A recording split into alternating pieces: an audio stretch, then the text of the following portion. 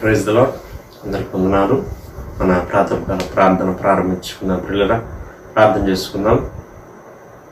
మహాగణుడా, మహోన్నతుడా, కృపా సత్య సంపూర్ణుడా, నీతిజీవుడా, న్యాయవంతుడా, యేసయ్య మీకే స్తుతులు స్తోత్రాలు వందనాలు చేయించుకుంటున్నాం. దేవా, మీ కృప చొప్పున, మీ దయ చొప్పున దేవా మరొక నూతన దినంలో చక్కగా మరి తండ్రి నాయన మేము ప్రవేశించడానికి మాకు ఇచ్చినటువంటి ఈ గొప్ప దేవా మరి తండ్రి ఆధిక్యత కొరకు స్తోత్రాలు వందనాలు చేయించుకుంటున్నాం. ఇదిగో ప్రభా మరి తండ్రి నాయన మిమ్మల్ని స్తుతించి గణపరిచి మిమ్మల్ని హెచ్చించే సమయం అంతటి మా కొరకు దీవించమని ప్రార్థన చేస్తున్నాను ఆయన. ఇదిగో ప్రభా వేకుజామున దేవా ఇంకొక తెల్లవార్చుండగా దేవా మరి తండ్రి మీతో ఇచ్చినటువంటి గొప్ప సహవాస సమయం కొరకు మీ స్తోత్రాలు వందనాలు చేయించుకుంటున్నాం. అవును ప్రభా మరి తండ్రి నాయన మీతో సహవాసం చేయడానికి మమ్మల్ని పిలుచుకున్నారు. దేవాంధ్ర బట్టి మీకు స్తోత్రాలు. దేవా మరి తండ్రి ఇదిగో ప్రభా అయా మీతో గడిపే ఈ గంట సమయాన్ని మా కొరకు విశేషంగా మీరే దీవించండి. దేవా మీ సన్నిధి మాకు తోడుగా ఉంచమని ప్రార్థన చేస్తున్నాం. మా స్తుతుల మీద మీరు ఆశీర్వాదం ఉండమని ప్రార్థన చేస్తున్నాం. మరి తండ్రి నాయన 91వ కీర్తన మేము చదువుకునేటువంటి సమయం అంతటి కూడా మా కొరకు దీవించమని ప్రార్థన చేస్తున్నాం. నాయన విశ్వాసంతో చదువుతూ ఉండగా దేవా మరి తండ్రి నాయన గొప్పగా మా పక్షంగా మా కుటుంబాల పక్షంగా దేవా మరి తండ్రి నాయన మీరే నెరవేర్చి దేవా మీ నామానికి మహిమ తెచ్చుకోమని ప్రార్థన చేస్తున్నాం. దేవా మరి తండ్రి మీ వాక్యం నిన్న నేడు నిరంతరం ఏకరీతిగా ఉండే వాక్యం అయి ఉంటుంది. అందును బట్టి మీకు స్తోత్రాలు చేయించుకుంటున్నాం ప్రభా. మీ వాక్యం ఎంతో శక్తి కలిగింది. అందును బట్టి మీకు స్తోత్రాలు చేయించుకుంటున్నాం. దేవా మరి తండ్రి సహాయం చేయండి. దేవా మరి తండ్రి నాయన మరొకసారి మీ సేవకుల ద్వారా మీ వాక్యం ద్వారా మీరు మాతో మాట్లాడమని ప్రార్థన చేస్తున్నాం. మీరు మాట్లాడే దేవుడు ఇంటున్నందుకు మీ స్తోత్రాలు నాయన. దేవా కృప చూపించండి. అనేక విషయాలు మీరు మాతో దినదినం మాట్లాడుతున్న విధానం అంతటి కొరకు స్తోత్రాలు. ఈ దినం కూడా ప్రభా విశేషంగా మీ వాక్కులో నుంచి దేవా మరి తండ్రి నాయన మీ యొక్క మెలనైన స్వరం ద్వారా మరి తండ్రి మీరే మాతో మాట్లాడమని ప్రార్థన చేస్తున్నాం. కృప చూపించండి, సహాయం చేయండి ఆయన. దేవా మరి తండ్రి ప్రభా ఇదిగో ప్రభా మరి తండ్రి చివరి ప్రార్థన ఆశీర్వాదముల వరకు మీ సన్నిధి మాకు తోడుగా ఉంచమని ప్రార్థన చేస్తున్నాం. సమస్త విషయాలను మీరు కృప చూపించండి. గొప్ప కార్యములు మా జీవితాల్లో మా కుటుంబాల్లో మీరు జరిగించమని ప్రార్థన చేస్తున్నాం. మీ స్తోత్రాలు. ఇదిగో మరి తండ్రి నాయన మా యొక్క దినాన్ని మీ వాక్యం వినుటతో దేవా మరి తండ్రి నాయన మేము ప్రారంభిస్తూ ఉండగా దేవా మరి తండ్రి గొప్ప దీవెనలు గొప్ప శక్తి బలాన్ని మేము పొందుకోవడానికి దేవా మాకు సహాయం చేయమని ప్రార్థన చేస్తున్నాం. సమస్త విషయాల్లో సహాయం చేయమని మీకే స్తుతులు స్తోత్రాలు వందనాలు చేయించుకుంటూ దేవా అవును ప్రభా మీ వాక్యంలో పేతురు ఎలాగైతే మీ వాక్యాన్ని విని మీ వాక్య ప్రకారం నాయన మీకు లోబడి దేవా మరి తండ్రి వల వేసినప్పుడు విస్తారమైన మరి తండ్రి చేపలు పట్టాడు. దేవా ఆ రీతిగా మేము కూడా మీ వాక్యం వినుటతో మా దినాన్ని మేము ప్రారంభిస్తుండగా విస్తారమైనటువంటి దీవెనలు మేము చూడడానికి దేవా పొందుకోవడానికి మాకు సహాయం చేయండి. సమస్త విషయాల్లో సహాయం చేయండి. ముందున్న సమయం అంతటిని మా కొరకు దీవించండి. మీ ప్రియులు వారి గృహాల్లో చేరి ఏకీవిస్తుండగా దేవా ప్రతి గృహంలో మీ సన్నిధి ఉంచండి. మీ ప్రసన్నత ఉంచండి. సమస్త విషయాల్లో సహాయం చేయమని యేసయ్య నామములో అడిగి వేడుకుంటున్నాం పరలోకపు తండ్రి. ఆమేన్.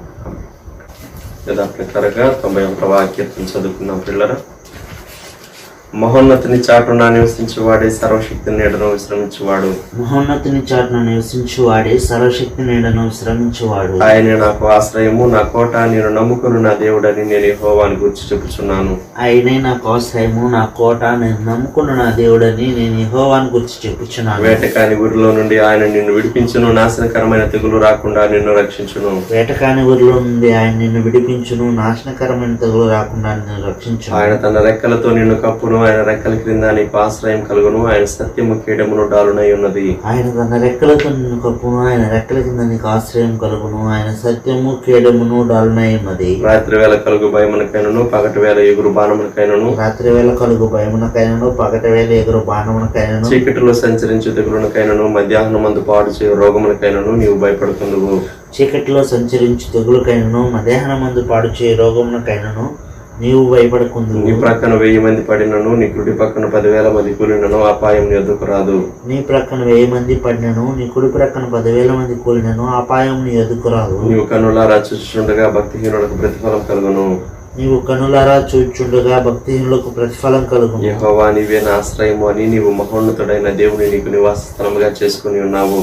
యెహోవా నీవే నా ఆశ్రయము అని నీవు మహోన్నతుడైన దేవుని నీకు నివాసస్థలముగా చేసుకుని ఉన్నావు. నీకు అపాయమేమీ రాదు, ఏ తెగులును నీ గుడారము సమీపించదు. నీకు అపాయమేమీ రాదు, ఏ తెగులును నీ గుడారమును సమీపించదు. నీ మార్గములన్నిటిలో నిన్ను కాపాడుటకు నిన్ను గూర్చి తన దూతలకు ఆజ్ఞాపించును. నీ మార్గములన్నిటిలో నిన్ను కాపాడుటకు ఆయన నిన్ను గురించి తన దూతలకు ఆజ్ఞాపించను. నీ పాదములకు రాయి తగలకుండా వారు నిన్ను తమ చేతుల మీద ఎత్తి పట్టుకుందరు. నీ పాదములకు రాయి తగులకుండా వారిని తమ చేతుల మీద ఎత్తి పట్టుకుందరు. నీవు సింహములను నాగుపామును త్రొక్కెదవు, కొదమ సింహములను భుజంగములను అనగద్రొక్కెదవు. నీవు సింహములను నాగుపామును త్రొక్కెదవు, కొదమ సింహమును భుజంగమును అనగద్రొక్కెదవు. అతడు నన్ను ప్రేమించుచున్నాడు గనుక నేను అతన్ని తప్పించదను, అతడు నా నామం ఎరిగిన వాడు గనుక నేను అతన్ని గణపరచదను. అతడు నన్ను ప్రేమించుచున్నాడు గనుక నేను అతన్ని తప్పించదను, అతడు నా నామం ఎరిగినవాడు కనుక నేను అతను గణపరచెదను. అతడు నాకు మొరపెట్టగా నేను అతనికి ఉత్తరం ఇచ్చదను, శ్రమలో నేను అతనికి తోడై ఉండేదను, అతను విడిపించి అతని గొప్ప చేసేదను. అతడు నాకు మొర్రపెట్టగా నేను అతనికి ఉత్తరం ఇచ్చేదను, శ్రమలో నేను అతనికి తోడై ఉండేదను, అతను విడిపించి అతని గొప్ప చేసేదను. దీర్ఘాయు చేత అతన్ని తృప్తిపరచదను, నా రక్షణ అతనికి చూపించదను. దీర్ఘాయువు చేత అతన్ని తృప్తిపరచెదను, నా రక్షణ అతనికి చూపించదను. ఆమేన్. దేవుని వాక్యం విన్న ప్రియులారా, దైవజనులు ప్రదర్శకులు గారు వచ్చి మనకు దేవుని వాక్యం. అలాగా ఈ ఉదయకాలం ఎఫెసీలకు రాయబడిన పత్రిక 3వ అధ్యాయం 8-11 వచనాలు, ఆ తర్వాత 20-21 వచనాలు. Ephesians chapter 3 verses 8-11 and verses 20-21. దేవుడు మన ప్రభువైన క్రీస్తు యేసునందు చేసిన నిత్య సంకల్పం చొప్పున పరలోకములో ప్రధానులకును అధికారులకును సంఘము ద్వారా తన యొక్క నానా విధమైన జ్ఞానము ఇప్పుడు తెలియబడవలను ఉద్దేశించి శోధింప శక్యము కాని క్రీస్తు ఐశ్వర్యమును అన్యజనుల్లో ప్రకటించుటకును సమస్తమును సృష్టించిన దేవుని యందు పూర్వకాలము నుండి మరుగై ఉన్న ఆ మర్మమును గుర్చిన ఏర్పాటు ఎటిదో అందరికి తేటపరచుటకును పరిశుద్ధులందరిలో అత్యల్పుడనైన నాకు ఈ కృప అనుగ్రహించాను. 20-21 వచనాలు అదే అధ్యాయం. మనలో కార్యసాధకమైన తన శక్తి చొప్పున మనము అడుగు వాటన్నిటికంటేను ఊహించు వాటన్నిటికంటేను అత్యధికముగా చేయ శక్తి గల దేవునికి క్రీస్తు యేసు మూలముగా సంఘములో తరతరములు సదాకాలము మహిమ కలుగును గాక. ఆమేన్. ప్రార్థన. ప్రేమగల మా ప్రభువా, ఈ ప్రాతకాల ధ్యానం మా కొరకు దీవించి మాతో మాట్లాడుము, మమ్మల్ని బలపరచమని యేసుక్రీస్తు ప్రభువారి శ్రేష్టమైన నామంలోనే వేడుచూ ఉన్నాము తండ్రి. ఆమేన్. ప్రియమైన వారులారా, ఈ ఉదయకాలం మనం 3 సంఘాలను గురించి చూడబోతూ ఉన్నాం. వారు అరణ్యమందు ఉన్నటువంటి సంఘం. జ్ఞాపకం పెట్టుకుందాం మనం. ఎందుకంటే అపోస్తల కార్య గ్రంథంలో స్టెఫను తాను ప్రసంగిస్తూ మోషేను గురించి ఈ మాట చెప్పాడు స్టెఫన్. అపోస్తల కార్య గ్రంథం 7వ అధ్యాయం 36, 37, 38 వచనాలు. ఇతడు ఐగుప్తులోను ఎర్ర సముద్రములోను 40 ఏళ్ళు అరణ్యములోను మహత్కార్యములను సూచిక్రియలను చేసి వారిని తోడుకొని వచ్చాను. నా వంటి ఒక ప్రవక్తను దేవుడు మీ సహోదరులలో మీకు పుట్టించును అని ఇశ్రాయేలీయులతో చెప్పిన మోషే ఇతడే. సీనాయి పర్వతం మీద తనతో మాట్లాడిన దేవదూతతోనూ మన పితరులతోనూ అరణ్యములోని సంఘమందు ఉండి మనకిచ్చుటకు జీవవాక్యములను తీసుకున్నవాడు ఇతడే అని మోషేను గురించి అరణ్యములోని సంఘము లేక అరణ్యమందున్నటువంటి సంఘము, ఇది మొదటిది. రెండవది ఆది సంఘం. మూడవది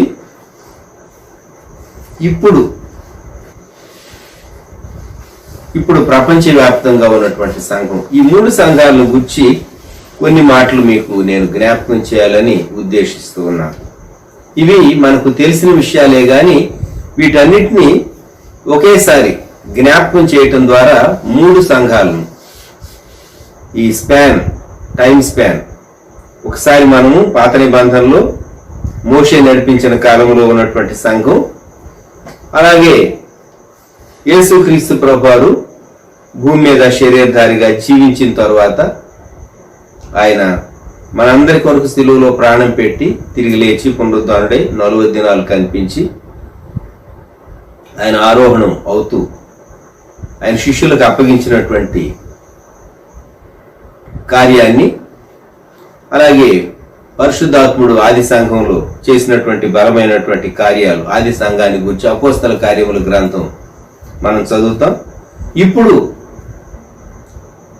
ప్రజెంట్ డే మనము యేసుక్రీస్తు ప్రభు రాకను గురించి లోకం మాట్లాడేటటువంటి లేక సంఘం ప్రకటించేటటువంటి విశ్వాసులు విశ్వసించి సిద్ధపడుతూ ఉన్నటువంటి సార్వత్రిక క్రైస్తవ సంఘం యొక్క విషయాలు, ఈ 3 విషయాలు మీకు జ్ఞాపకం చేసి దేవుడు ఎవరికి ఏది అనుగ్రహించాడు ఒక కోణమే మనం చూడబోతున్నాం. దేవుడు ఎవరికి ఏది అనుగ్రహించాడు, అరణ్యంలో ఉన్న సంఘానికి దేవుడు ఏది అనుగ్రహించాడు. అరణ్యంలో ఉన్న సంఘం దాదాపుగా వారు యూదులు 99.9 లేక 99% యూదులు, కొద్దిమంది అన్యులు వారితో ఉన్నారు. ఆ చుట్టుపక్కల దేశాల్లో ఉన్నటువంటి అన్యులు వారితో ఉన్నారు కొద్దిమంది. వీరికి దేవుడు ఏం అనుగ్రహించాడు? మనము మోషే ద్వారా అనుగ్రహించబడినటువంటి అనేక సంగతులు, 10 ఆజ్ఞలతో పాటు అనేక కట్టడలు, విధులు, ఇవన్నీ దేవుడు వారికి ఇచ్చాడు అని మనం ఎరుగుదాం. రోమీలకు రాయబడినటువంటి పత్రికలో సంక్షిప్తంగా పౌలు భక్తుడు చెప్పినటువంటి మాట రోమా 9:4లో, వీరి ఇశ్రాయేలీయులు దత్తపుత్రత్వమును, మహిమయు, నిబంధనలను, ధర్మశాస్త్ర ప్రధానమును, అర్చనాదులను, వాగ్దానములను వీరివి. పితరులు వీరివారు, శరీరమును బట్టి క్రీస్తు వీరిలో పుట్టారు. యూదులకు దేవుడు ఏమి ఇచ్చాడు? యూదులకు దేవుడు ధర్మశాస్త్రం ఇచ్చాడు. అంతేకాదు, వారు దత్తపుత్రులు, దేవునికి ప్రియమైనటువంటి బిడ్డలు.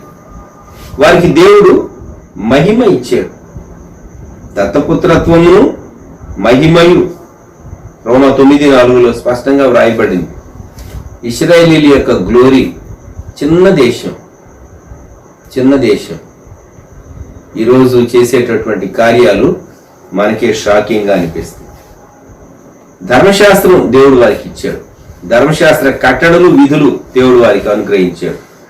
అర్చన అనగా అర్చనాచారాదులు, బలులు, అర్పణలు, ఇవన్నీ రాబోయేటటువంటి దేవుని గొర్రెపిల్లగా వధించబడబోయే ప్రభువైన యేసుక్రీస్తును సూచించేటటువంటి అర్పణలు, బలులు, అర్చనాదులు దేవుడు వారికి ఇచ్చాడు. వాగ్దానాలు వారికి ఇచ్చాడు. అబ్రహాముతో, ఇస్సాకుతో, అలాగే యాకోబుతో, కనానులో ఆయన వారితో చేసిన నిబంధన చేసి నిబంధన జనాంగంగా దేవుడు వారిని నిలువబెట్టాడు. వారికి యాజకుల్ని ఇచ్చాడు, వారికి రాజులను ఇచ్చాడు, అడిగినప్పుడు ప్రవక్తలను ఇచ్చాడు. వారికి దేవుడు తండ్రిగా వారికి ప్రత్యక్షం అయ్యాడు.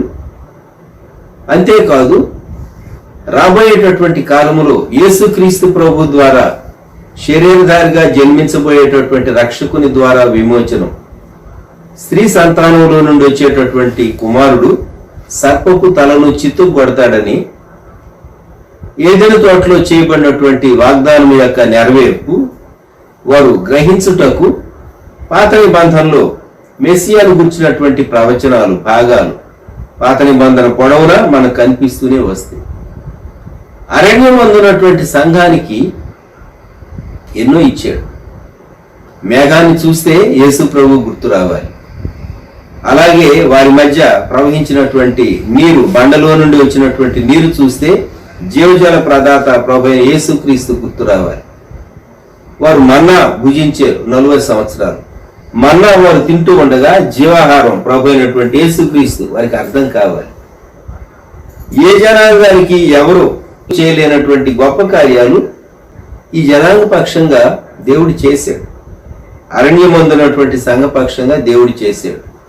అది ఇశ్రాయేలీల చరిత్ర. మరి ఇశ్రాయేలీల చరిత్ర అసలు ఎందుకు ధ్యానం చేయాలి? మనం ఒక ప్రశ్న వేసుకుందాం. ఆ దేశం వేరు, మన దేశం వేరు. మన దేశంలో పుట్టాడా యేసు ప్రభు? మీరు పరాయి దేశస్థుడు అయినటువంటి వ్యక్తిని ఆయన గురించి మీరు మాట్లాడతారు అని మన ఇండియా దేశస్థులు మాట్లాడతారు. దేవుడు ఒక్కడే, ఆయనే సృష్టికర్త. ప్రపంచంలోని దేశాలు గీతలు గీసుకున్నారు. వీళ్ళు మా దేశం సరిహద్దులు ఇది, మీ దేశం సరిహద్దులు ఇది. ఉండాలి, గీతలు ఉండాలి, సరిహద్దులను గౌరవించుకోవాలి. సరిహద్దులు దురాక్రమణ చేస్తే యుద్ధాలు వస్తాయి, సమస్యలు వస్తాయి. అంతర్జాతీయంగా గొడవలు అవుతాయి, గ్రూపులు ఏర్పడతాయి. ఎప్పుడు సరిహద్దుల దగ్గర సైనికులు అలర్ట్గా ఉండి కాపలా కాస్తూ ఉంటారు కదా. ప్రపంచానికి దేవుడు యూదుల ద్వారా, ఈ జనాంగం ద్వారా దేవుడు అనేక విషయాలు వెల్లడిపరచాలని వారిని ఏర్పరచుకున్నాడు, వారిని పిలిచాడు, వారిని దీవించాడు, వారిని నడిపించాడు. వారు అవిధేయులైనా సరే దేవుడు వారిని విడిచిపెట్టలేదు, చెరలోకి తీసుకెళ్ళాడు. రెండు జనాంగాలుగా విడిపోయిన యూదా జనాంగంగా, ఇశ్రాయేల్ జనాంగంగా దేవుడు మరలా యూదా జనాంగాన్ని చెరలో నుండి వెనక్కి రప్పించాడు. దేవుడు తాను ఉద్దేశించినటువంటి కార్యాన్ని ఈ ప్రజల ద్వారా నెరవేర్చుకుంటూ వచ్చాడు. మనకు బైబిల్ ఓవరాల్గా అర్థం కాకపోతే ఒక పుస్తకానికి సంబంధం ఏంటి, పాత నిబంధనలోని పుస్తకాలకు క్రొత్త నిబంధనలోని పుస్తకాలకు సంబంధం ఏంటి, ఈ 66 పుస్తకాలు, ఆ 39, 27 వీటికి ఉన్నటువంటి రిలేషన్షిప్ ఏంటి, అసలు ప్రతిదాని వెనుక ఉన్నటువంటి ఆ రక్షణ సంకల్పం ఎలాగూ దేవుడు నెరవేర్చుకుంటూ వచ్చాడు అనేది అర్థం చేసుకోవాలి అంటే ఓవరాల్గా బైబిల్ మనకు తెలియాలి. అందుకే మీకు 3 సంఘాల గురించి నేను చెప్తూ ఉన్నాను. ఒక బర్డ్స్ ఐ వ్యూ, 3 సంఘాలు. మొదటిది అరణ్యం మందు ఉన్నటువంటి సంఘం, వారు యూదులు, ఇశ్రాయేలీయులు. ఇప్పుడు మనం నూతన నిబంధనలోనికి వద్దాం. ఆది సంఘం ఏం చేశారో మనం ఎరుగుదాం. అపోస్తల కార్య గ్రంథం 2వ అధ్యాయంలో 42వ వచనం, అపోస్తల బోధ, సహవాసము, రొట్టె విరుచుట, ప్రార్థన చేయుట. ఇవి బోధతో పాటు 3 శ్రేష్టమైన విషయాలు దేవుడు వారికి ఇచ్చాడు. పాత నిబంధనలోని వారికి అర్థం కానివి ఆది సంఘానికి అర్థమైనవి. గుర్తుంచుకోనండి, ఆది సంఘానికి పాత నిబంధన లేఖనాలు ఉన్నాయి. ధర్మశాస్త్రం మోషే ద్వారా వ్రాయబడినటువంటి 5 పుస్తకాలు ఉన్నాయి. రాజుల చరిత్రలు ఉన్నాయి. దావీదు కీర్తన గ్రంథం ఉన్నది. ప్రవక్తలు, పెద్ద ప్రవక్తలేమి చిన్న ప్రవక్తలేమి చెప్పినటువంటి ప్రవచనాలు వారికి ఉన్నాయి. వీటితో పాటు యేసుక్రీస్తు ప్రభు జీవితం సువార్తికులు రాశారు. 4 సువార్తికులు 4 కోణాల్లో నుండి యేసుక్రీస్తు ప్రభు జీవితం వారికి అందుబాటులో వచ్చింది. కొన్ని పత్రికలు సువార్తలు వ్రాయబడటం కంటే ముందే వ్రాయబడినటువంటి పత్రికలు లేకపోలేదు అనుకోండి. మొత్తం మీద దేవుడు వారికి పత్రికలు ఇచ్చాడు, సువార్తలు ఇచ్చాడు. అంతేకాదు ఈ అపోస్తల బోధ, సహవాసము, రొట్టె విరుచుట, ప్రార్థన చేయుట, ఇవి పాత నిబంధనలోని వారికి దేవుడు వ్యక్తి. నూతన నిబంధనలో సహవాసం అనేది ఫెలోషిప్ చాలా గ్రేటర్, వైడర్ మీనింగ్ కలిగింది. సంఘంగా ఎలాగూ జీవించాలి, అలాగే రొట్టె విరుచుట, యేసుక్రీస్తు ప్రభు యొక్క శిలువ మరణ, ఆయన భూస్థాపన, పునరుద్ధానాలు జ్ఞాపకం చేసుకుంటూ, ఆయన మరణాన్ని మనం జ్ఞాపకం చేసుకుంటూ రొట్టె విరవటం, ప్రార్థన చేయటం, మన శక్తి మీద కాకుండా దేవుని శక్తిపై ఆధారపడి ఈ ఆత్మ సంబంధమైనటువంటి పోరాటంలో దేవుని శక్తిని పొందటానికి మనం ప్రార్థనలో ఎలాగూ వ్యక్తిగతంగా, కుటుంబంగా, సంఘంగా వారు ఇంటింటా ప్రార్థన చేశారని ఉంది. అలాగే వారు ప్రార్థన చేయటంలో ఎడతెగక ఉన్నారు. కనుక నూతన నిబంధన సంఘానికి లేక ఆది సంఘానికి దేవుడు ఇవి అనుగ్రహించాడు, పరిశుద్ధాత్మను అనుగ్రహించాడు. పాత నిబంధనలోని వారికి లేనటువంటిది నూతన నిబంధనలో ఉన్నటువంటి వారికి, ఆది సంఘానికి దేవుడు అనుగ్రహించిన విశేషమైనటువంటి కృప, పరిశుద్ధాత్ముడు అనుగ్రహించబడటం ద్వారా ప్రతి వ్యక్తి, యేసుక్రీస్తు ప్రభువుని విశ్వసించినటువంటి ప్రతి వ్యక్తి తాను నేరుగా కృపాసనం దగ్గరకు రావటానికి, ప్రధాన యాజకుడు మాత్రమే అతి పరిశుద్ధ స్థలంలో సంవత్సరానికి ఒకమారు ప్రవేశించేవాడు. మనకు దేవుని సన్నిధికి వెళ్ళటానికి ధారాళంగా ప్రవేశం కలిగింది. ఇప్పుడు ఆది సంఘం పాత నిబంధన సంఘం కంటే బ్లెస్సెడ్, మోర్ బ్లెస్సెడ్ అని చెప్పాలి. ఎక్కువగా దీవించబడినటువంటి సంఘం. ఇప్పుడు పునరుద్ధరణైనటువంటి ప్రభువుని గురించి సాక్ష్యం ఇచ్చేటటువంటి సంఘం. మూడవదిగా ఈ దినాల్లో సార్వత్రికంగా ప్రపంచంలోని దేశాలన్నింటిలో ఉన్నటువంటి సంఘాన్ని గురించి మనం మాట్లాడుకుందాం. ఈ సంఘాన్ని గురించి మనం మాట్లాడుకోక మునుపు ఆది సంఘానికి దేవుడు ఏం అనుగ్రహించాడో ఎఫ్సీలకు రాయబడినటువంటి పత్రికలో పౌలు భక్తుడు జ్ఞాపకం చేసినటువంటి మాట. ఎఫ్సీ పత్రిక 4వ అధ్యాయం 13వ వచనం.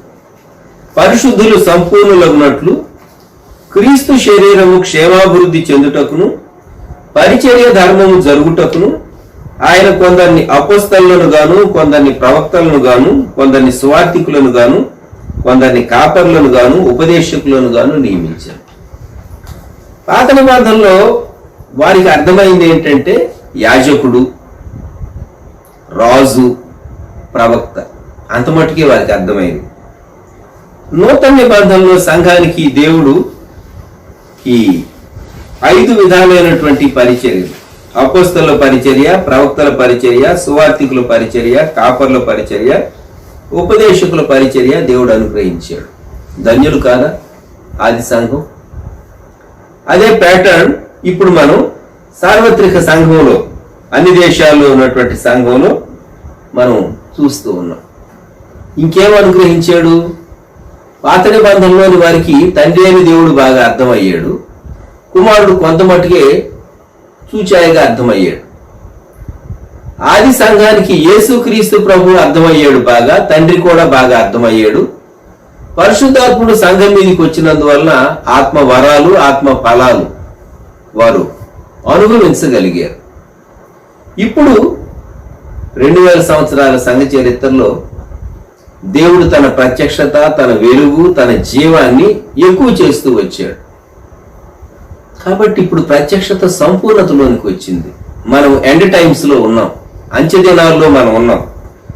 కనుక మనకు పాత నిబంధనలోని వారికి ఇచ్చినవన్నీ, ఆది సంఘానికి ఇచ్చినవన్నీ ఉన్నాయి. మనం ఎంత ధన్యులో! మనము మోస్ట్ బ్లెస్సెడ్ అని చెప్పాలి.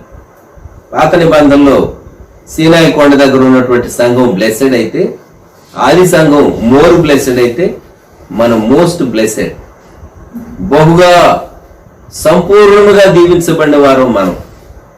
ఆది సంఘమేమో బహుగా దీవించబడిన వారు, అరణ్యంలోని సంఘమేమో దీవించబడినటువంటి సంఘం, సాక్ష్యార్థంగా దేవుడు ఏర్పరచుకున్నటువంటి సంఘం. మన కాలంలో తండ్రిని గూర్చి, కుమారుని గూర్చి, పరిశుద్ధాత్ముని గూర్చి సమగ్రమైనటువంటి అవగాహన మనకున్నది. బ్యాలెన్స్డ్ గా మనము సరైన రీతిగా గ్రహించి దేవుని సర్వ సమృద్ధిని మనం అనుభవించగలుగుతున్నాం. దేవుని ప్రత్యక్షతను మనం అనుభవిస్తూ ఉన్నాం. అంతే సువార్తల్లో చెప్పబడినటువంటి పాత నిబంధనలో అక్కడక్కడ ఉదహరించబడినటువంటి అంచె దినాలను గూర్చి పాత నిబంధనలో దానియేలు గ్రంథంలో చెప్పబడింది. అంచె దినాలను గూర్చి మనం ఎరుగుదాం. ఇంకా అక్కడక్కడ అనేక ప్రవచనాలు అంచె దినాలను గూర్చి, రెండవ రాకను గూర్చి, యేసుక్రీస్తు ప్రభు మొదటి రాకడకు ముందే, మొదటి రాకడ, రెండవ రాకడ విషయాలు పాత నిబంధనలో ఉన్నాయి. కనుక దేవుడు శరీరధారిగా మన మధ్య లేక భూమి మీద ఉన్నప్పుడు యేసుక్రీస్తు ప్రభు వారు అంచె దినాలను గురించి, తన రెండవ రాకను గురించినటువంటి అనేక విషయాలు ఆయన వెల్లడిపరిచాడు. అవన్నీ మనము వాటి నెరవేర్పు మనం చూడగలుగుతూ ఉన్నాం. కనుక మీరు 3 దృశ్యాలు మీ ముందు ఉంచుకోనండి. మొదటి దృశ్యం కొండ దగ్గర, సీనాయి కొండ దగ్గర ఉన్నటువంటి అరణ్యం మందు ఉన్నటువంటి సంఘం. రెండవ దృశ్యం ఎర్లీ చర్చ్, ఆది సంఘం. మూడవ దృశ్యం సార్వత్రికంగా ఉన్నటువంటి సంఘం, సార్వత్రికంగా ఉన్నటువంటి సంఘం. ఈ రోజుల్లో ఈ ఎలక్ట్రానిక్ మీడియా వచ్చిన తర్వాత మనకు చాలా బాగా ఏం అర్థమవుతుందంటే, ఒకప్పుడు రేడియో మాత్రమే ఉండేది. రేడియోలో ఆర్ఆర్కే మూర్తి గారు లేక ఇంకెవరో దైవజనులు చెప్తూ ఉంటే రేడియో పెట్టుకుని వినేటటువంటి వాడు. ఈ విషయవాణి ఇంకా ఇతర సువార్త కార్యక్రమాలు వింటూ ఉండేవారు. రేడియో పోయిన తర్వాత టీవీ వచ్చింది. టీవీ వచ్చిన తర్వాత రేడియో పరిచర్య లిమిట్ అయిపోయింది. టీవీ తర్వాత మనకు ఈ స్మార్ట్ ఫోన్స్ వచ్చేసింది. స్మార్ట్ ఫోన్ వచ్చిన తర్వాత మీరు దేవుని వాక్య సందేశాలు ఎక్కడైనా లైవ్ టెలికాస్ట్ ఏది వస్తూ ఉందో చాలా మంది తమ స్మార్ట్ ఫోన్లో చూడగలుగుతూ ఉన్నారు, వినగలుగుతూ ఉన్నారు, దేవుని స్తుతించగలుగుతూ ఉన్నారు. దేవుడు తన సంఘాన్ని అంచెజనాల్లో ఎలాగో ఆయన సిద్ధం చేస్తూ ఉన్నాడో మానవుని సహజమైన జ్ఞానానికి కొంతమటికే అందుతుంది, కొంతమటికే అర్థమవుతుంది. మానవుని జ్ఞానానికి శత్రువుకు అందని రీతిగా దేవుడు తన సంఘాన్ని నిర్మాణం చేస్తూ ఉన్నాడు. గ్రహించండి. ఈరోజు నేను కొన్ని ఓవరాల్ కాన్సెప్ట్స్ మీకు చెప్తూ ఉన్నాను. సాతాను అనుకుంటాడు నేను సంఘాన్ని నాశనం చేయగలను అనుకుంటాడు. నాశనం చేయగలడా? క్రైస్తవుని హింసిస్తాను, సేవకుల్ని కొడతాను, చంపుతాను, కాల్చివేస్తాను, అది చేస్తాను, ఇది చేస్తాను. ఇవన్నీ జరుగుతూ ఉన్నా దేవుని పని జరుగుతూనే ఉంటుంది. దేవుని పద్ధతి. దేవుడు సంఘానికి ఒక గొప్ప కమిషన్ దేవుడు అప్పగించాడు. మత్తయి సువార్త 28వ అధ్యాయంలో యేసు ప్రభువారు శిష్యులకు ఇచ్చినటువంటి ద గ్రేట్ కమిషన్ మనం చూస్తాం.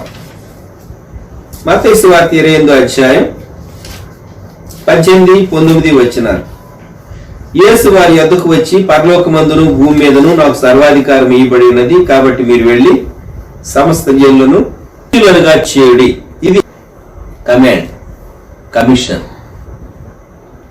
సంఘానికి ప్రభు తన శిష్యులైనటువంటి వారికి అప్పగించినటువంటి పని. అదే ఆయన ఆరోహణ అవుతూ సహా అపోస్తల కార్య గ్రంథం మొట్టమొదటి అధ్యాయంలో ప్రభువారు వారితో చెప్పినటువంటి మాట మనం జ్ఞాపకం చేసుకుందాం. అపోస్తల కార్య గ్రంథం మొదటి అధ్యాయం 8వ వచనం. ఆయనను పరిశుద్ధాత్మ మీ మీదికి వచ్చినప్పుడు మీరు శక్తి నొందెదరు గనుక మీరు యెరూషలేములోను యూదయ సమరయ దేశముల యందంతటను భూదిగంతముల వరకును నాకు సాక్షులైందురని వారితో చెప్పాను.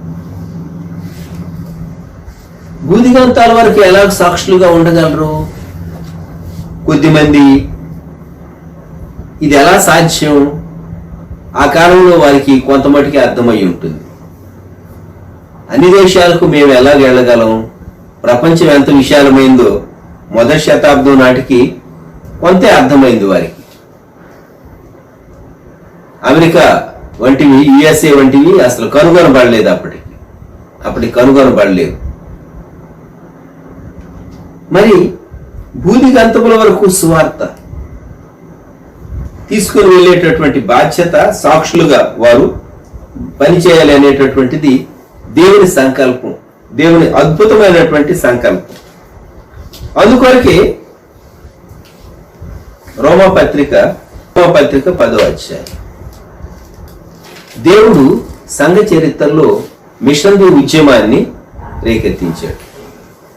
మొదటి శతాబ్దంలో చెదరిపోయినటువంటి వారు సువార్తను ప్రకటిస్తూ ఆయా దేశాలకు వెళ్ళారు. పెంతెకోస్తు పండుగ నాడు ఆ యెరూషలేము నుండి వెళ్ళినటువంటి యూదులు ఎక్కడెక్కడ ఉన్నారో ఆ చుట్టుపక్కల దేశాల్లో వారందరూ ఆ దేశాలను గురించి మనం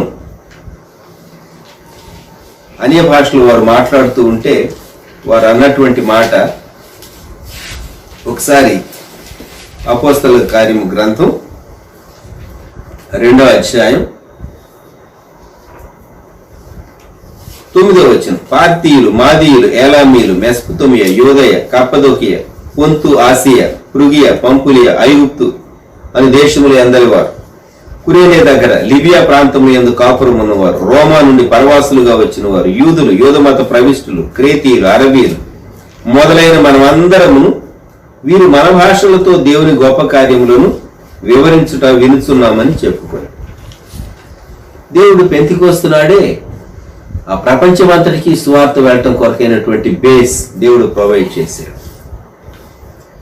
అయితే పౌరు భక్తుడు మిషనరీ ప్రయాణాలు చేసి సువార్తను ఖండాలు దాటి యూరప్ ఖండంలోని తీసుకుని వచ్చాడు. ఏషియా మైనర్ ప్రాంతంలో నుండి యూరప్ ఖండంలోనికి ఆయన తీసుకుని వచ్చాడు. రోమా పత్రికలో 10వ అధ్యాయం 9వ వచనం నుండి చదువుతాను. యేసు ప్రభు అని నీ నోటితో ఒప్పుకొని దేవుడు మృతుల్లో నుండి ఆయనను లేపినని నీ హృదయం ముందు విశ్వసించిన యెడల నీవు రక్షింపబడదు. ఏలయనగా నీతి కలుగునట్లు మనుష్యుడు హృదయంలో విశ్వసించును, రక్షణ కలుగునట్లు నోటితో ఒప్పుకొను. ఏమనగా ఆయన యందు విశ్వాసం ఉంచబడేవాడును సిగ్గుపడ్డని లేఖనము చెప్పుతున్నది. 12వ వచనం. యూదుడని గ్రీసు దేశస్థుడని భేదం లేదు, ఒక్క ప్రభువే అందరికీ ప్రభువుండి తనకు ప్రార్థన చేయి వారందరి ఎడల కృప చూపుటకు ఐశ్వర్యవంతుడై ఉన్నాడు.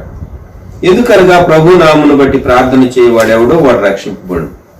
వారు విశ్వసింపని వానికి ఎట్లు ప్రార్థన చేయుదురు, వినని వానిని ఎట్లు విశ్వసించుదురు, ప్రకటించువాడు లేకుండా వారు ఎట్లు విందురు, ప్రకటించువారు పంపబడని ఎడల ఎట్లు ప్రకటించుదు.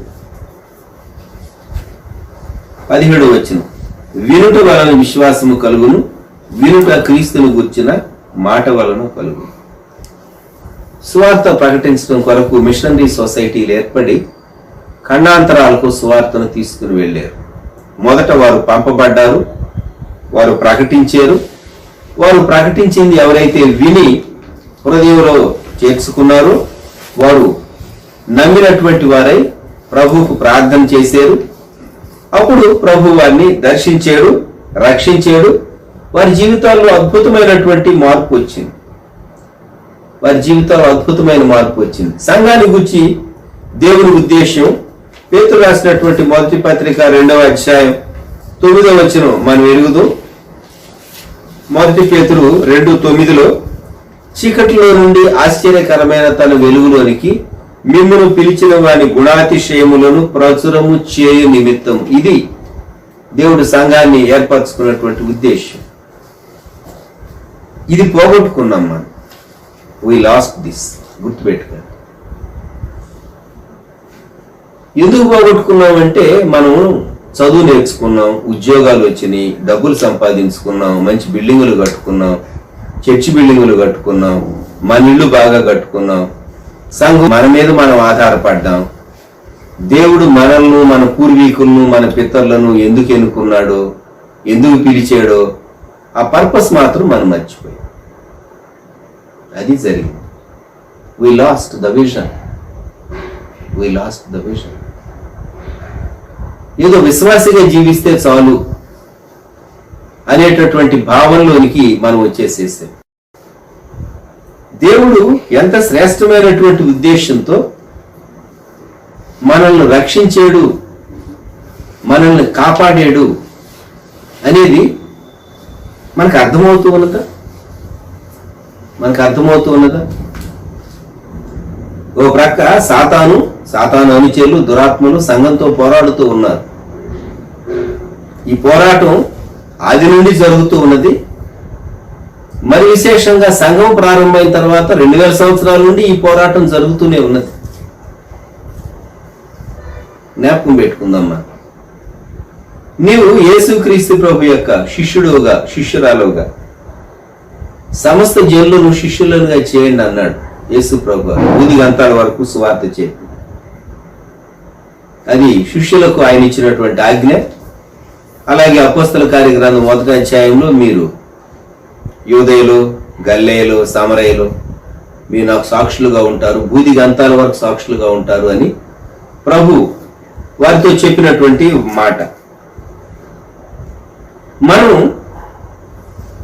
పునాది విషయాల గురించే మనం మాట్లాడుతూ ఉంటాం. కొన్ని పునాది విషయాలు అవి ప్రాముఖ్యమైనవి, వాస్తవం. అయితే శిష్యత్వంలో పునాది విషయాలు దాటి అనేక విషయాలు మనం నేర్చుకున్న బోధలో, నేర్పించబద్ధులంగా మనం ఉంటూ ఉన్నాం.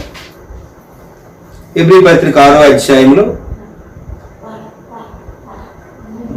2వ వచనం, విశ్వాసము, బాప్తిస్మము, హస్త నిక్షేపణము, మృతుల పునరుద్ధానము, నిత్యమైన తీర్పు, ఇవి రెండవ వచనం చివరి భాగం క్రీస్తును గూర్చిన మూలోపదేశం అని చెప్పబడింది. 6 విషయాలు: మారు మనస్సు, విశ్వాసము, బాప్తిస్మము, హస్త నిక్షేపణము, మృతుల పునరుద్ధానము, నిత్యమైన తీర్పు. ఇవి బేసిక్ టీచింగ్. ఇది ఫౌండేషనల్ టీచింగ్. సంఘం వీటితో పాటు సంపూర్ణతలోని సాగిపోవాలి. క్రీస్తును గుర్చిన మూలోపదేశం మాని సంపూర్ణమౌటకు సాగిపోదము. ఇది హెబ్రీ పత్రిక గ్రంథకర్త చెప్పినటువంటి మాట. మనము అంచె దినాల్లో ఉంటూ ఉన్నాం. అంచె దినాల్లో ఉన్నటువంటి సంఘం తన విజన్ పోగొట్టుకోకూడదు. ప్రభు రాకడ దినాల్లో నీ దర్శనాన్ని పోగొట్టుకుంటే ఎక్కడ ఉంటావు నువ్వు? ఆలోచించు. దేవుడు సంఘాన్ని పిలిచినటువంటి పిలుపు, ఆ ఉద్దేశం పోగొట్టుకున్నారు. మన కాలంలో అంచె దినాల సూచనలు నెరవేరుతూ ఉంది. యేసు ప్రభు వారు చెప్పినటువంటి అంచె దినాల సూచనలు మత్తయి సువార్త 24లో, మార్కు సువార్త 13వ అధ్యాయంలో, లూకా సువార్త 21వ అధ్యాయంలో కొన్ని విషయాలు మనం చదువుతాం. అవన్నీ నెరవేరుతూ ఉన్నాయి. వాటిని మనం చూడబోవటం లేదు. కానీ పేతురు కూడా తన 2వ పత్రికలో 3వ అధ్యాయంలో అంచె దినాలను గురించినటువంటి కొన్ని సంగతులు వ్రాశాడు. ప్రకటన గ్రంథం అయితే ప్రత్యక్షీకరణ గ్రంథం, అపోకలిప్స్. అంచె దినాల్లో ఏం జరుగుతుందో, రాకడకు ముందు, రాకడ తరువాత జరిగేటటువంటి అనేక విషయాలు, ముఖ్యంగా రాకడ తరువాత, ర్యాప్చర్ తరువాత జరిగేవి రాయబడి ఉంది. 7 సంఘాల చరిత్ర ఉన్నది. బైబిల్ పండితులు సంఘ చరిత్రను 7 సంఘ కాలాలకు వారు విభజించి చెప్తూ ఉంటారు. కనుక ప్రకటన గ్రంథంలో 2వ అధ్యాయంలో, అలాగే ప్రకటన గ్రంథం 3వ అధ్యాయంలో మనం చదివేటటువంటి 7 సంఘాల చరిత్ర 7 సంఘ కాలాలతో పోల్చుకుంటే 4వ అధ్యాయంలో సంఘం ఎత్తబడిన తర్వాత మిగిలినటువంటి విషయాలన్నీ ప్రకటన గ్రంథం దేవుడు మనకు అనుగ్రహించాడు. ఇప్పుడు ఎఫ్సి పత్రికలో మనం ఏం చదువుకున్నామంటే, సంఘము ద్వారా దేవుడు కొన్ని విషయాలు లోకానికి వెల్లడిపరచాలి అని ఉద్దేశించాడు. సంఘం ద్వారా. ఎఫ్సి పత్రిక 1వ అధ్యాయం 22వ వచనం, సమస్తమును ఆయన అనగా యేసుక్రీస్తు ప్రభు పాదముల క్రింద ఉంచి సమస్తము పైన ఆయనను సంఘమునకు శిరస్సుగా నియమించారు. శిరస్సు చెప్పినట్టు శరీరం పనిచేస్తే శరీరానికి క్షేమం. యేసుక్రీస్తు ప్రభు చెప్పినట్టు సంఘం పనిచేయాలి, సంఘము జీవించాలి. అదే 3వ అధ్యాయం 5వ వచనంలోనికి వద్దాం. ఈ మర్మము ఇప్పుడు ఆత్మమూలముగా దేవుని పరిశుద్ధులకు అపోస్తలులకును ప్రవక్తలకును బయలుపరచబడి ఉన్నట్టుగా పూర్వకాలముల యందు మనుషులకు తెలియపరచబడలేదు. ఈ మర్మం ఏదనగా, అన్య సువార్త వలన క్రీస్తు యేసునందు యూదులతో పాటు సమాన వారసులను, ఒక శరీరమందలి సాటి అవయవములను వాగ్దానములో పరలునై ఉన్నారు అనున్నదియే. Church it's a mystery. సంఘము అనేది ఎఫ్సి పత్రికలో న్యూ మ్యాన్, నూతన పురుషుడు.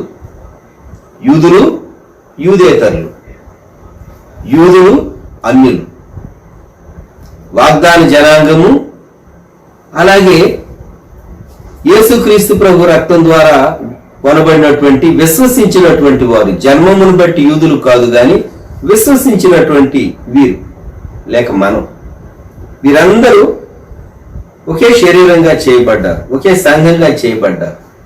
ఇది అద్భుతమైనటువంటి విషయం. 3వ అధ్యాయంలోనే మనము 8-11 వచనాల్లో దేవుడు మన ప్రభు అయిన క్రీస్తు యేసునందు చేసిన నిత్య సంకల్పము చొప్పున పరలోకములో ప్రధానులకును అధికారులకును సంఘము ద్వారా తన యొక్క నానా విధమైన జ్ఞానము ఇప్పుడు తెలియబడవలనని ఉద్దేశించి సంఘం ద్వారా దేవుని జ్ఞానం ఎలాగూ వెల్లడవుతుంది, దేవుడి చేసే పనిని బట్టి వెల్లడవుతుంది.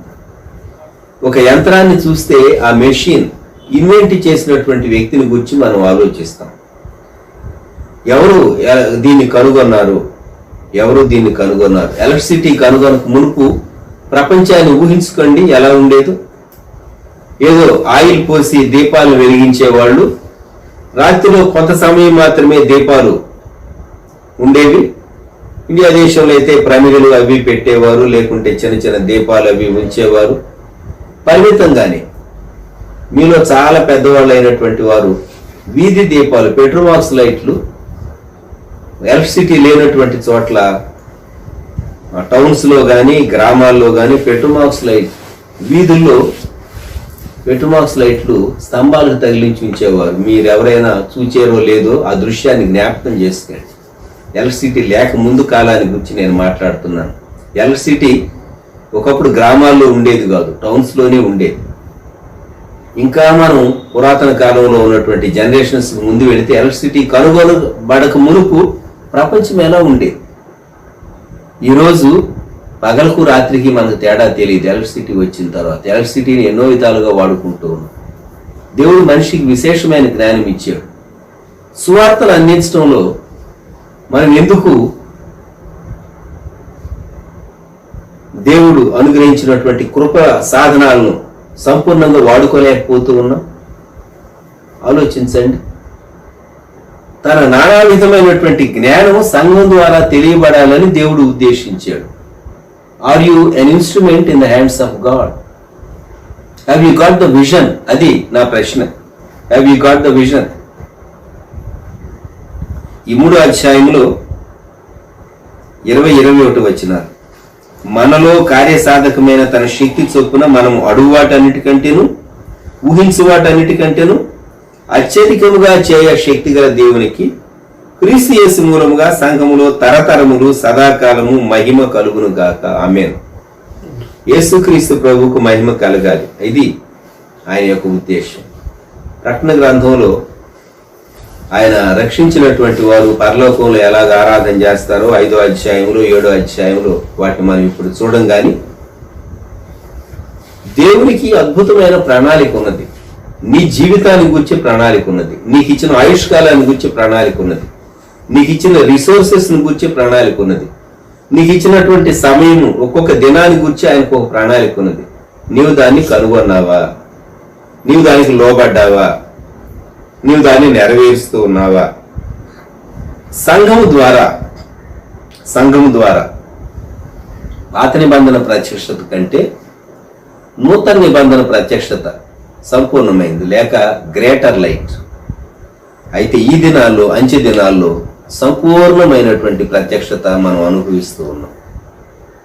సంపూర్ణమైనటువంటి ప్రత్యక్షత మనం అనుభవిస్తున్నాం. అందుకే పోరాటం కూడా మనం పీక్ తారాస్థాయిలో ఉన్నాం. సాతాను, అంధకార శక్తులు సంఘంతో పోరాడేటటువంటి తారాస్థాయి పోరాటంలో మనం ఉంటూ ఉన్నాం. సంఘం ర్యాప్చర్ చేయబడేటటువంటి కాలంలో సంఘాన్ని బలహీనపరచడానికి దేవుడిచ్చినటువంటి సువార్త దర్శనం, సేవా దర్శనం, సేవా భారం, దాని నుంచి మనుషులను చాలా ఈజీగా సైడ్ ట్రాక్ చేసి సాతాను అప్రధానమైనటువంటి వాటి వైపు మళ్లించేటటువంటి భయంకరమైన అపాయకరమైన దినాల్లో ఉన్నావు. విశ్వాసి, జ్ఞాపకం చేసుకో. దేవుడు అసలు ఐగుప్తులో నుంచి వాళ్ళు విడిపించి యాత్రలో ఎందుకు పెట్టాడు? రోజు వాళ్ళకి కొంచెమే ఆహారం ఎందుకు ఇచ్చాడు? తన పైన ఆధారపడటం నేర్పించాడు. నీవు నీ పైన ఆధారపడ్డావా? దేవుని పైన ఆధారపడుతున్నావా? Are you depending upon Christ Jesus? దేవుని పైన, దేవుని ఆత్మ పైన నీవు ఆధారపడుతూ ఉంటే నీవు ధన్యుడవు, నీవు ధన్యురాలు. నీ దర్శనాన్ని పోగొట్టుకోకు. దేనికి తాకట్టు పెట్టొద్దు. నీ విజన్ దేనికి తాకట్టు పెట్టొద్దు.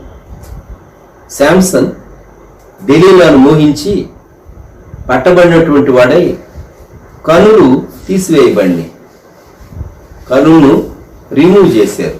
He lost his sight, he lost his vision. He lost his vision.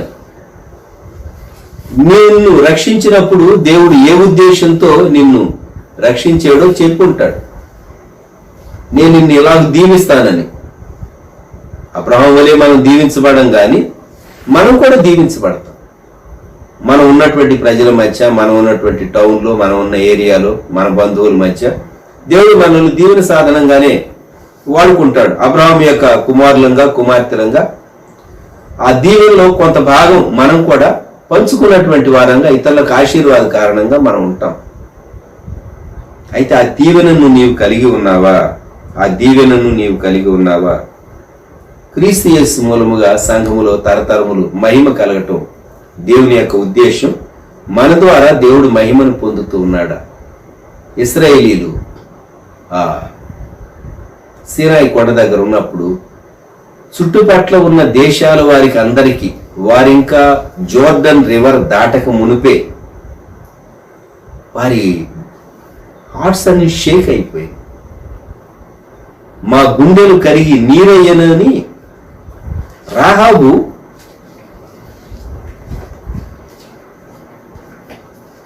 చెప్పినటువంటి, యెహోషువ పంపించినటువంటి వేగుల వారితో చెప్పిన వృత్తాంతం యెహోషువ గ్రంథం 2వ అధ్యాయం 11వ వచనం. మేము వినినప్పుడు మా గుండెలు కరిగిపోయెను. మీ దేవుడైన యెహోవా పైన ఆకాశమందును క్రింద భూమి యందును దేవుడే. మీ ఎదుట ఎట్టి మనుషులకైనను ధైర్యం ఏమాత్రము ఉండదు. యెహోషువ పంపించినటువంటి 2 స్పైస్ గూఢచారులతో ఈ మాట ఏం చెప్తూ ఉన్నా. యెహోషువ గ్రంథం 2వ అధ్యాయంలో రాహాబు అంటూ ఉన్నది, మేము వినినప్పుడు మా గుండెలు కరిగిపోయాను. జ్ఞాపకం పెట్టుకుందాం. దేవుడు మనల్ని శ్రేష్టమైన ఉద్దేశంతో రక్షించాడు. మనము దేవుని వాక్యానికి ఇంకా ఎక్కువ కనెక్ట్ అయ్యి దేవుని మీద ఎక్కువ ఆధారపడవలసిన కాలంలో మనం ఉన్నాం. మన ప్రభువైన యేసుక్రీస్తు వారి కృప, దేవుని ప్రేమ, పరిశుద్ధాత్మని అన్యోన్య సహవాసం సదాకాలం సంఘమునకు తోడై ఉండును గాక. ఆమేన్.